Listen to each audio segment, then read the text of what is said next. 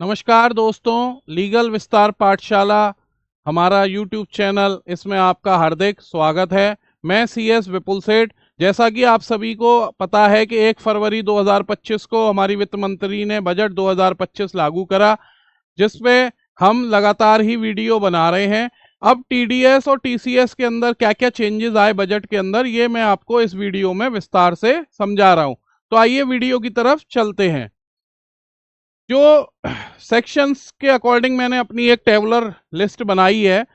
पहले क्या था कि कुछ सेक्शंस के अंदर थ्रेश होल्ड लिमिट नहीं थी। थ्रेश होल्ड लिमिट हम किसको बोलते हैं कि मिनिमम अगर इतना अमाउंट से ज़्यादा आपका कोई पैसा आपको मिलता है तो जो आपको पैसा दे रहा है उसको आपका TDS काटना होता है।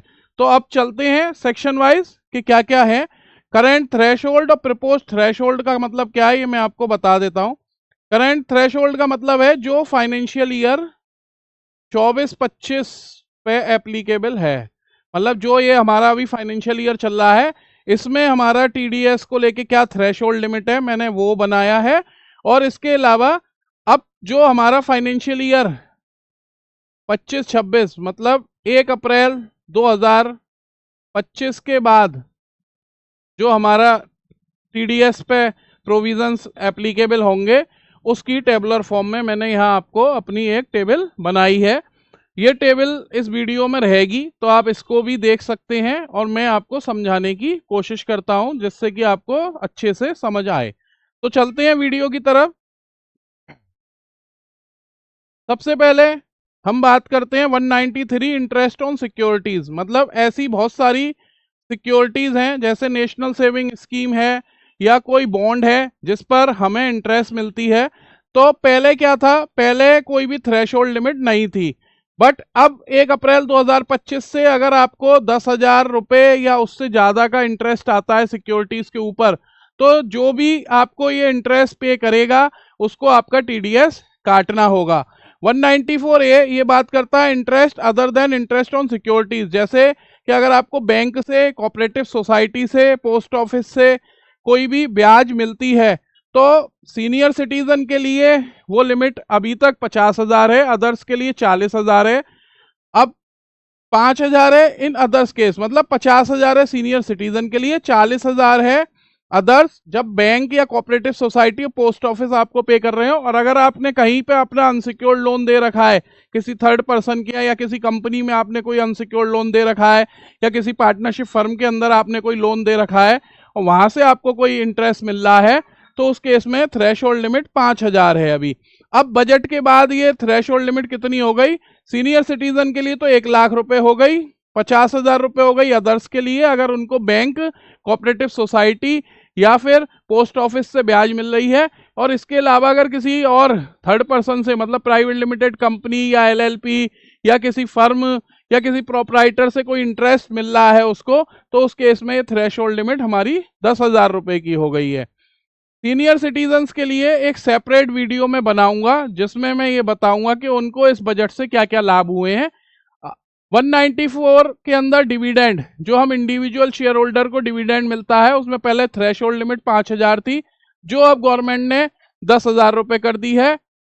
म्यूचुअल फंड और कुछ स्पेसिफाइड कंपनी और अंडरटेकिंग की यूनिट्स को बेचने पर अगर हमें कोई इनकम हो रही है, तो उस पर पहले थ्रेशोल्ड लिमिट 5,000 थी, वो भी बढ़ा के अब सरकार ने 10,000 कर दी है।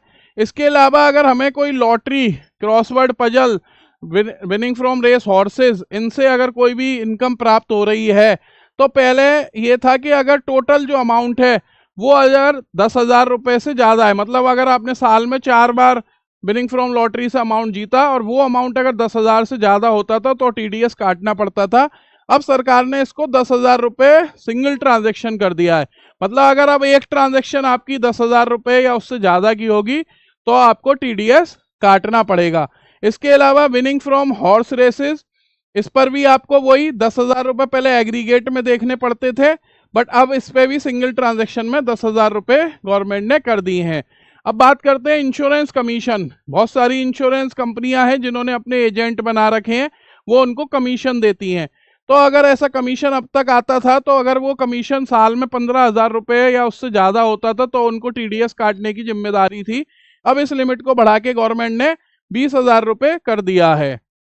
इसी तरीके से income by way of commission prize etcetera on lottery ticket, मतलब लॉटरी के टिकट को बेचने पर अगर कोई भी कमीशन मिल रहा है या कोई प्राइज हमें मिल रहा है, तो अभी तक जो लिमिट थी वो 15,000 थी, सरकार ने इसको बढ़ाकर 20,000 कर दिया है।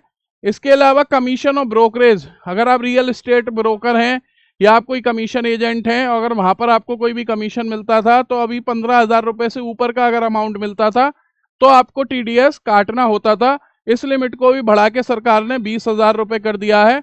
इसके अलावा रेंट, जैसा कि हमने देखा है बहुत सारे लोगों ने रेंट पर अपनी प्रॉपर्टीज दे रखी हैं, वो कॉमर्शियल भी हो सकती हैं, रेजिडेंशियल भी हो सकती हैं, तो उन पर जो टेनेंट था उसको टीडीएस काटने की जिम्मेदारी थी।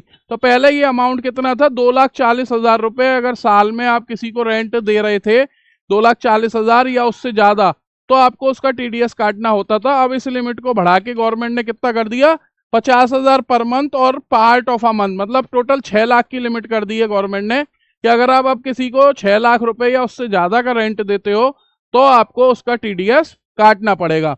इसके अलावा प्रोफेशनल और टेक्निकल सर्विसेज, मगर अगर आप किसी भी सीए, सीएस, आर्किटेक्ट या जो भी प्रोफेशनल प्रिस्क्राइब्ड है इनकम टैक्स के अंदर, doctor, architect, engineer, civil engineer, valuer, अगर आप उनकी सर्विसेज लेते हैं तो अभी तक ये था कि अगर आप उनका 30,000 रुपये या उससे ज़्यादा का पेमेंट करते हैं साल में तो आपको टीडीएस काटना था। इस लिमिट को बढ़ा के सरकार ने अब 50,000 रुपये कर दिया है। इसके बाद income by way of enhance compensation, अगर कोई कंपनसेशन के थ्रू आपको कोई भी इनकम हो रही है तो पहले लिमिट थी कि अगर आपको 2.5 लाख या उससे ज़्यादा की कोई इनकम हुई है तो उस पर टीडीएस काटने की जिम्मेदारी थी, बट अब इस लिमिट को बढ़ाकर 5 लाख कर दिया गया है। तो दोस्तों ये एक टेबुलर फॉर्म में मैंने कोशिश करी है, जो भी थ्रेशोल्ड लिमिट थी वो किस तरीके की अब गवर्नमेंट ने चेंज कर दी है, जो 1 अप्रैल 2025 से हमारे ऊपर, मतलब 1 अप्रैल 2025 से जो हमारा नया फाइनेंशियल ईयर शुरू होगा उसमें ये सारी लिमिट्स हमारे ऊपर एप्लीकेबल होंगी। मतलब इन लिमिट्स को देखकर ही हमको अब टीडीएस कट करना होगा। इसके अलावा जो एक बहुत बड़ी सहूलियत गवर्नमेंट ने दी वो दी टीसीएस ऑन सेल, मतलब जो टीसीएस काटना पड़ता था सेल के ऊपर परचेजर को, वो टीडीएस की अब जो रिक्वायरमेंट है वो गवर्नमेंट ने इस बजट के बाद से खत्म कर दी है। मतलब कि अब अगर सामने वाला 194Q के अंदर आपका टीडीएस काट लेगा, अगर वो टीडीएस काट लेता है 194Q के अंदर, तो फिर अब आपको टीसीएस नहीं काटना होगा। इसके अलावा एक और जो बड़ी सहूलियत गवर्नमेंट ने दी वो थी हायर टीडीएस रेट को लेके। अभी कुछ ऐसे लोग जिन्होंने पेन नहीं ले रखा और उनका टीडीएस कटता था, तो उसमें सरकार ने कहा था कि अगर ऐसा कोई व्यक्ति है जिसको टीडीएस कटना है तो उसके पास पेन नंबर होना बहुत जरूरी है। अगर उस पर नहीं होता था तो हायर रेट से टीडीएस कटता था। वो रेट क्या होती थी, 20% की रेट होती थी। इसके अलावा कुछ केसेस में अगर कोई इनकम टैक्स फाइलर नहीं है, मतलब अगर कोई व्यक्ति इनकम टैक्स की रिटर्न नहीं भरता था, तो उसका भी टीडीएस जो है वो हायर रेट से कटता था। तो ऐसे सारे केसेस में अब इस बजट के बाद से गवर्नमेंट ने जो है वो ये हायर रेट को खत्म कर दिया है। केवल और केवल अगर अब नॉन पैन का केस होगा, मतलब उसको पैन नंबर चाहिए और उसके पास पैन नंबर नहीं होगा, तो केवल उसी केस में हायर रेट से टीडीएस कटेगा। मैं उम्मीद करता हूं कि टीडीएस और टीसीएस की जो थ्रेशोल्ड लिमिट का मेरा ये वीडियो है ये आपको अच्छे से समझ आया होगा। अगर आपको अच्छा लगा हो वीडियो तो इसे और भी व्यापारी भाइयों में, टैक्स प्रोफेशनल्स के संग इसको शेयर करिएगा। और हमारे YouTube चैनल लीगल विस्तार पाठशाला को अगर आपने सब्सक्राइब नहीं करा है तो आज ही इसको सब्सक्राइब कर लीजिएगा, क्योंकि अब हम इस पर डेली आपको जो है बजट के ऊपर जो भी नए नए चेंजेस आए हैं उनकी अपडेट्स देते रहेंगे। धन्यवाद दोस्तों।